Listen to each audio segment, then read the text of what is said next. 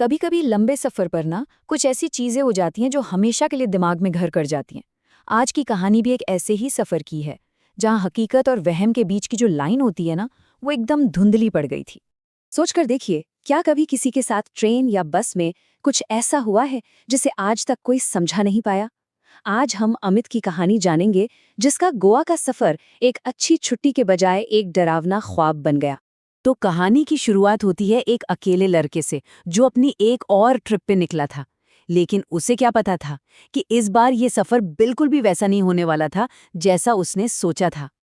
तो ये है अमित, घूमने फिरने का बहुत शौकीन, थोड़ी बहुत पीने की आदत भी थी और ज्यादातर अकेले ही सफर करता था। मतलब उसके दोस्त अक्सर उसकी पीने की आदत की वजह से उसके साथ जाने से बचते थे।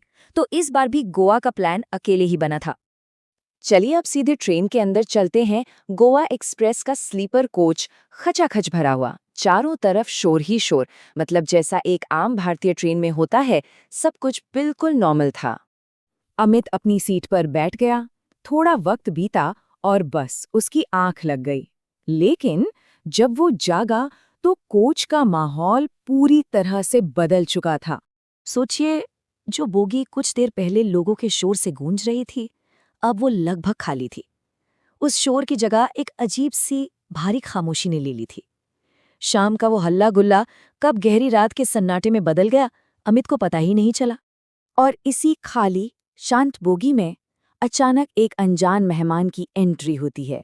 एक ऐसी मेहमान जो इस कहानी का रुख हमेशा के लिए बदल कर रख देगी। अमित अभी इस खालीपन को समझने की कोशिश ही कर रहा था कि उसे अचानक शैम्पू की एक मीठी सी महक आई। उसने जैसे ही नजर उठाई तो देखा, एक खूबसूरत लड़की नीली कुर्ती पहने ठीक उसके सामने वाली सीट पर आकर बैठ गई। अमित को फिर से नींद का एक झोंका आया, और जब इस बार उसकी आंख खुली तो मंजर और भी ज्यादा डरावना था। अब पूरी की पूरी बोगी खाली थी, सिवाय उस लड़की के, और वो लड़की बस एकटक उसे घूर रही थी। अमित को ये सब बहुत ही अजीब लगा, तो उसने माहौल को थोड़ा नॉर्मल करने के लिए उस लड़की से एक बहुत सीधा सा सवाल पूछा। लड़की का जवाब और भी अजीब था, एकदम सपाट आवाज में, बिना किसी एक्सप्रेशन के। पता नहीं, भला ऐसा जवाब कौन देता है? और फिर उसने कुछ ऐसा कहा जिसने अमित के दिल में डर पैदा कर दिया।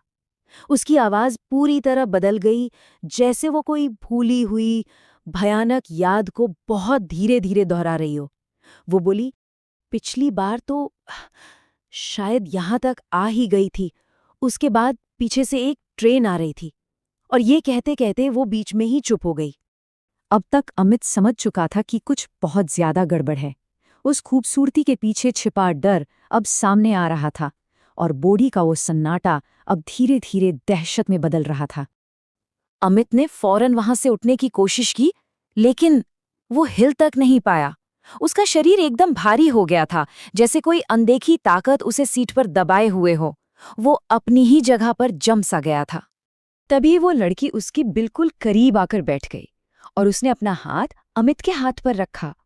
और उसका हाथ इतना ठंडा था जैसे किसी ने बर्फ छू ली हो।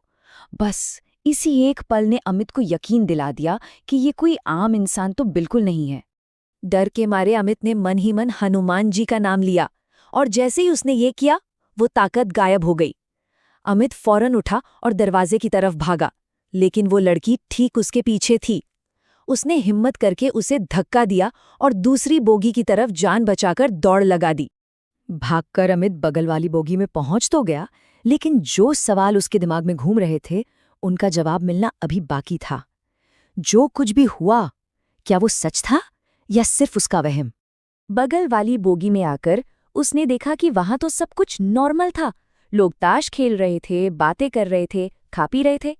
वो बोगी बिल्कुल वैसी ही थी जैसी उसकी बोगी सफर की शुरुआत में थी। ये देखकर तो उसका सिर ही चक्कर आ गया। कुछ देर बाद हिम्मत जुटाकर जब वो अपना बैग लेने वापस अपनी बोगी में गया, तो उसके पैरों तले जमीन खिसक गई। उसकी बोगी फिर से लोगों से खचाखच भरी हुई थी, मानो कुछ हुआ ही न हो। क्या वो कोई सपना देख रहा था?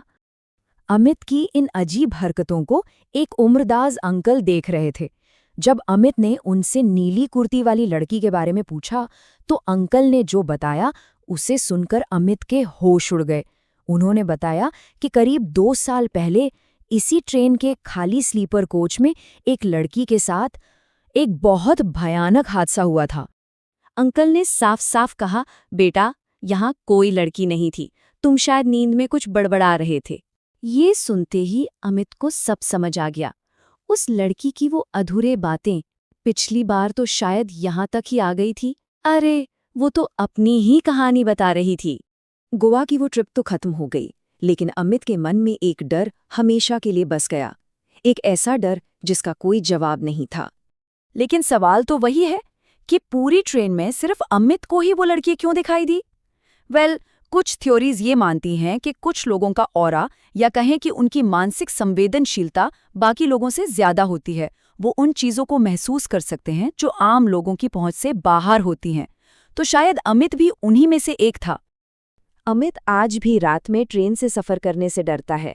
उसे हमेशा यही लगता है कि अंधेरा होते ही कोई उसके बगल में आकर बैठ जाएगा और पूछेगा, अभी ट्रेन में कितने लोग बाकी हैं? ये कहानी सोचने पर मजबूर करती है कि क्या कुछ हादसे और उनसे जुड़े डर वक्त के साथ कभी खत्म नहीं होते?